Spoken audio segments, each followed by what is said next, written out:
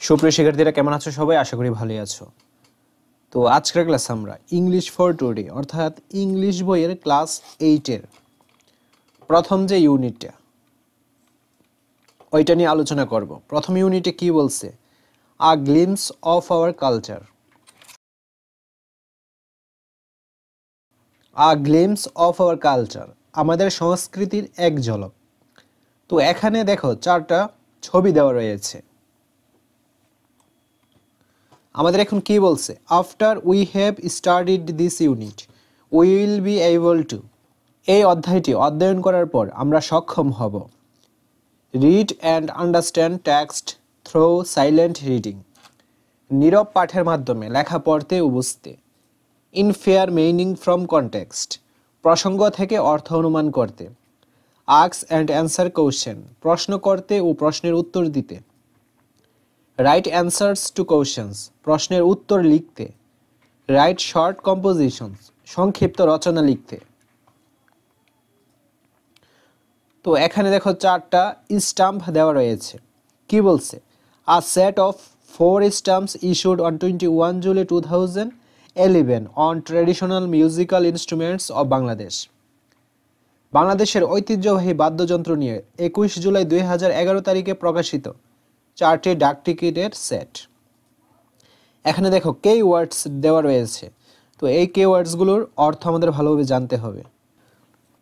তো এখানে দেখো পিপলস মিউজিক, এর অর্থ হচ্ছে লোকসঙ্গীত বা জনগণের সঙ্গীত। ওরাল ট্র্যাডিশন, মৌখিক ঐতিহ্য। সেলফ এক্সপ্রেশন, আত্মপ্রকাশ। ইনস্ট্রুমেন্টস, বাদ্যযন্ত্র। মাইগ্রেশন, অভিবাসন। তারপর আমাদের দেখো ওয়ার্ক ইন পেয়ার্স, অর্থাৎ জোড়াই কাজ দেওয়া রয়েছে। এই কাজগুলো আমাদের জোড়াই করতে হবে। এখানে 4টা প্রশ্ন দেওয়া রয়েছে। তো এখন আমরা এই 4টা প্রশ্নের বাংলা অর্থ সহ উত্তরটা দেখব। চলো এখন আমরা এর অ্যান্সার স্ক্রিপ্টে চলে যাই।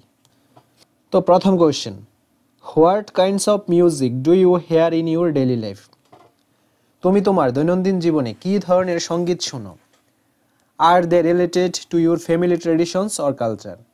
এগুলো কি তোমার পরিবারের ঐতিহ্য বা সংস্কৃতির সাথে সম্পর্কিত?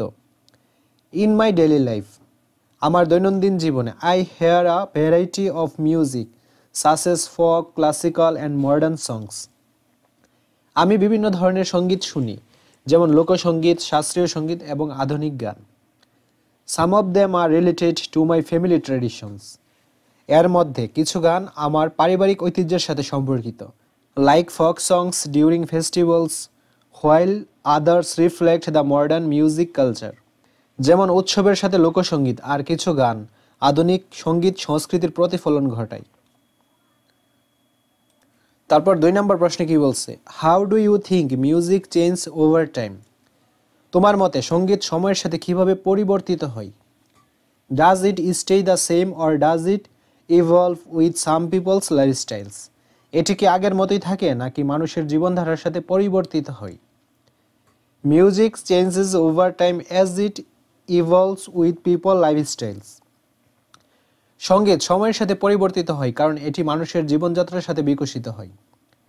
ইট reflects changes in society, technology and culture. এটি সমাজ, প্রযুক্তি এবং সংস্কৃতির পরিবর্তনকে প্রতিফলিত করে। Traditional music often adapts to modern taste. ঐতিহ্যবাহী সঙ্গীত আধুনিক রুচির সাথে মানিয়ে নিতে পারে। And new genres emerge influenced by global trends. এবং বৈশ্বিক প্রবণতার দ্বারা প্রভাবিত হয়ে নতুন ধরনের সঙ্গীত উদ্ভূত হয়। While some traditional forms remain, others may fade due to changing preferences and environments. যদিও কিছু ঐতিহ্যবাহী ধারা টিকে থাকে, অন্যগুলো পরিবর্তিত রুচি এবং পরিবেশের কারণে হারিয়ে যেতে পারে। তারপর 3 number question, can you think of any traditional instruments you have seen or heard about? তুমি কি কোনো ঐতিহ্যবাহী বাদ্যযন্ত্রের কথা ভাবতে পারো যা তুমি দেখেছো বা শুনেছো? What materials do you think they are made from? এগুলো কি উপাদান দিয়ে তৈরি বলে তুমি মনে করো? Yes, I have seen and hear traditional instruments like the tabla, sitar and flute. হ্যাঁ, আমি কিছু ঐতিহ্যবাহী বাদ্যযন্ত্র যেমন তবলা, সেতার এবং বাঁশি দেখেছি বা শুনেছি। These instruments are often made from materials like wood, animal skin and metal. এই বাদ্যযন্ত্রগুলি সাধারণত কাঠ, পশুর ত্বক এবং ধাতু দিয়ে তৈরি হয়। তারপর 4 number question, why might certain types of music become less common as people move from villages to cities? কিছু ধরনের সঙ্গীত কেন কম প্রচলিত হয়ে যেতে পারে যখন মানুষ গ্রাম থেকে শহরে চলে যায়?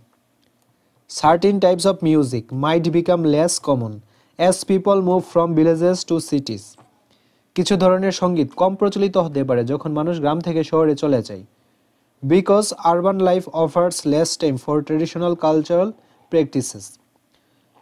কারণ শহরের জীবনে ঐতিহ্যবাহী সংস্কৃতি চর্চার জন্য সময় কম পাওয়া যায়।